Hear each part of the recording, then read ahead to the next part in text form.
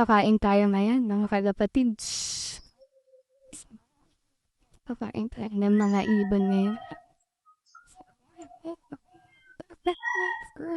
Ito na lang gagawin ko.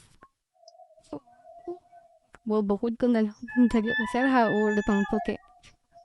Binugbog ba naman yung nag-away? Pero ayaw patalo ng Grayson. Gaya na ng kain nila. Nakaano kasi sila 1 eat a day.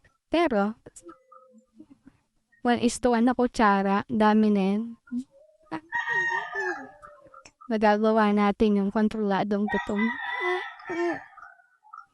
Para excited sila kumain. Hindi kayo pinapansin, tapos may patukaan na kayong hawak. Pag hawak ko tong blue, alam na nila. Naka-Integra 2000 muna sila ngayon. O, patibayin muna natin yung muscle nila. Ito, away na naman eh. Raulo kang puti o siga. Kaya ko nga sa binigyan ng ano. Siga kang puti na to attitude. Grabe. Attitude ka boy. Tanggal na stress. Kaya tama ka makain mga ibon mo. Tanggal stress na yan, mga kalapatid.